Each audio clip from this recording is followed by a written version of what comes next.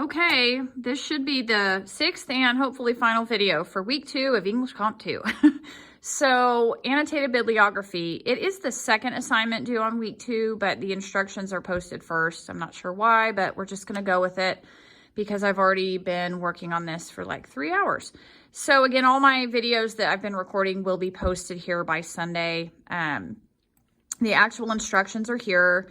And it does tell you right here, 5 scholarly sources, full citation, followed by a summary of each that includes the following. A 1-sentence summary of the author's thesis, 3 to 4 sentences that summarize the main claims or key pieces of info, 1 to 2 sentence personal evaluation of each source. So I really tell students, as long as there's some kind of summary there, I think you're good. I try not to jump all over students too much on this type of assignment.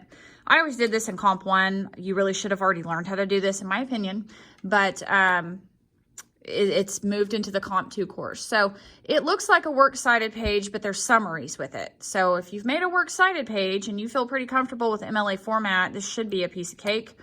What I have done is posted an example.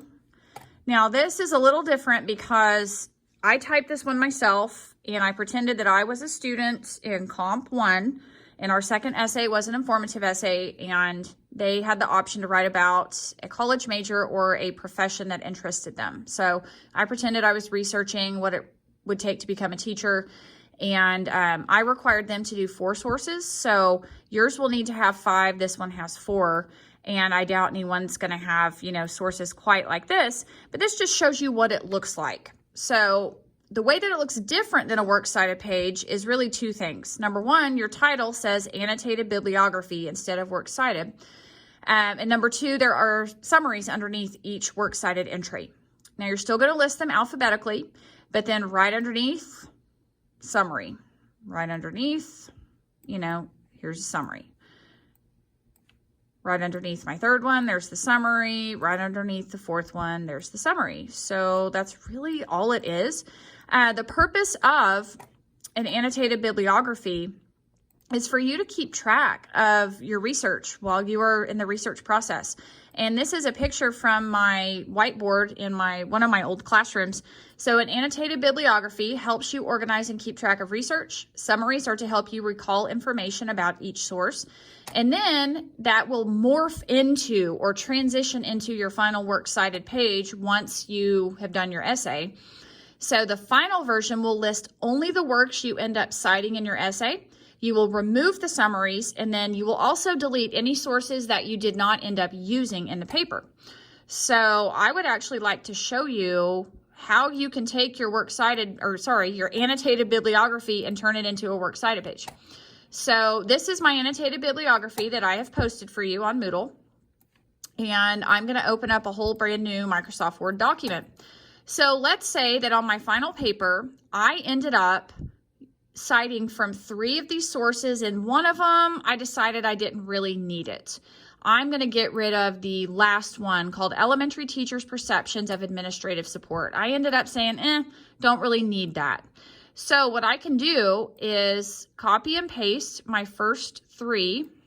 So I'm just right-clicking and hitting copy and going to my blank page and hitting Control-V for paste.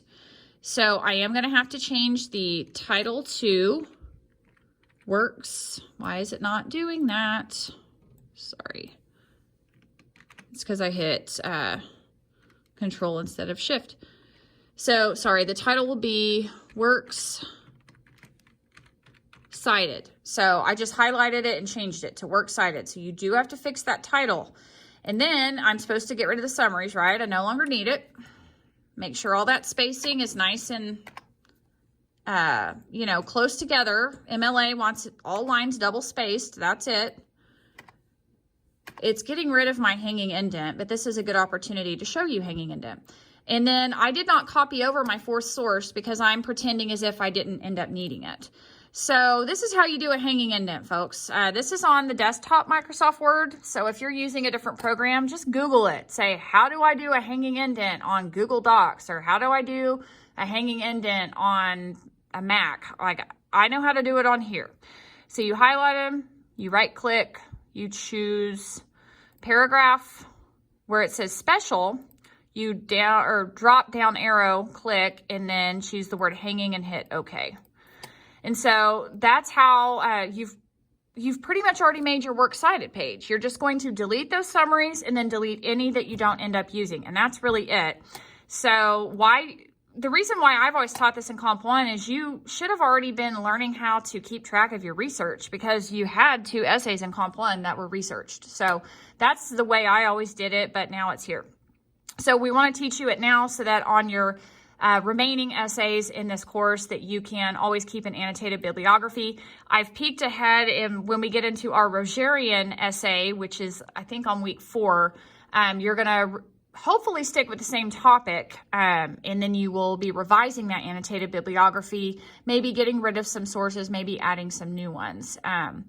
So that's the annotated bibliography. I mean, that's really it. I do want to show you something else, so I'm going to have to record one more video, but I want to show you kind of a really easy way to make an annotated bibliography if you're looking to save time, so hang on.